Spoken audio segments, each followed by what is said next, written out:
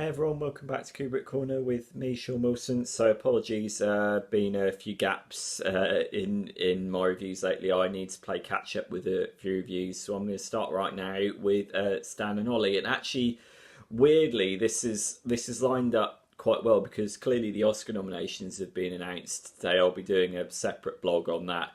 And Stan and Ollie hasn't actually been particularly prominent within the Oscar nominations, which is a real shame because I really, really like the film. John C. Reilly was Golden Globe nominated, Steve Coogan was BAFTA nominated, but as they've pointed out in some interviews, they haven't ever coalesced together in the same awards ceremony, which, as they've quite rightly said, is bizarre given the drama is very evenly weighted between the two of them, given that they play Stan Laurel and Oliver Hardy, one of the most famous comedy double acts in the history of cinema. But putting all awards politics aside, because let's face it, since when do awards mark the value of a film? The answer is they don't. That's the simple answer to that. So I'm here to talk about the film itself, which I really, really loved. Interestingly, directed by John S. Baird, who made the James McAvoy movie Filth, which is completely opposite, which is nasty, scabrous, darkly funny, quite intentionally unpleasant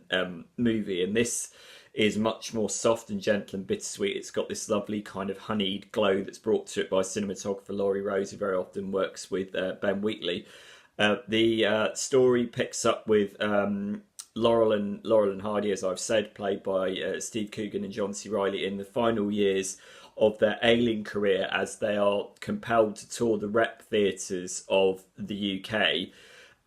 Something that they're not entirely happy with, and Stan Laurel says while they are doing this, "Oh, don't worry, I'm working on a film script that will get us back onto A-list status."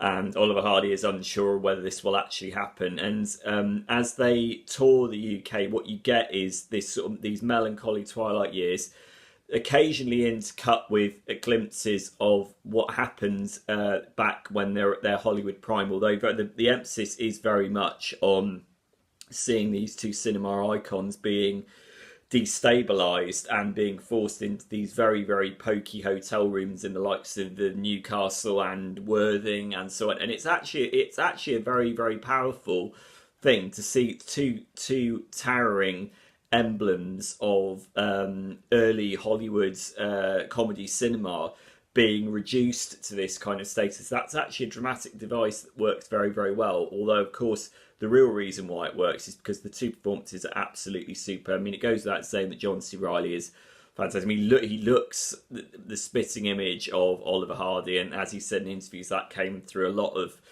latex and other makeup techniques. But the mannerisms that he assimilates is really quite extraordinary. No less extraordinary is Steve Coogan, who gets the slightly more difficult role, maybe the slightly more cagey role as Stan Laurel, who's forced to balance the respect for his cohort with this sort of business acumen. He is the one who wants to get them back on to top form, and as the film develops, it's questionable whether this script that he's working on will actually go ahead or not, although they spend a lot of the movie rehearsing it.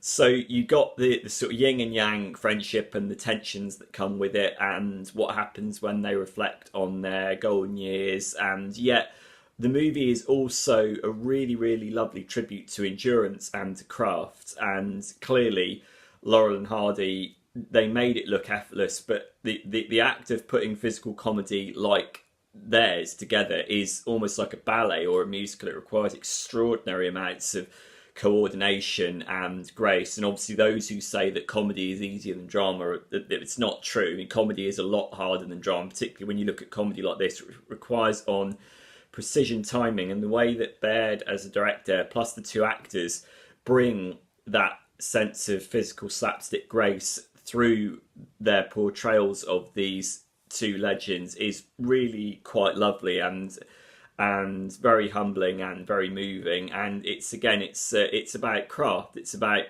how do they maintain their reputation even when apparently most people in Britain don't recognise them. Though there are a few lovely instances when they do go into theatres and they happen to talk to members of the public who can't quite believe that Laurel and Hardy are in their midst. But how do they persevere and maintain what it was that made them so prominent in the first place. It's written by Jeff Pope, who worked with Steve Coogan on Philomena, which I love. This has got a similarly bittersweet melancholy, occasionally very funny, although again it falls more on the low key side of it. Again, I think that's one of the reasons why it works. I think that it takes a very poignant look at two people who are often seen as cinema icons, and it finds the human beings behind them, the vulnerable, occasionally flawed human beings who became frayed with each other, and yet also who deep down had a very, very deep respect for each other. Yeah, I thought it was a lovely film, and it's a shame that it's been kind of sidelined in the Oscars, because I actually think it's one of the stronger movies that's out at the moment. So it's called Stan and Ollie. As a Laurel and Hardy fan myself, someone who loved the music box, I saw the music box at a young age. The one where they carry the piano up the stairs. That's the one that everyone cites, and indeed it's referenced in a sight gag in this. I really enjoyed it. So if you go and watch it yourselves, let me know what you think about it here at Kubrick Corner, and I'll see you soon. Bye.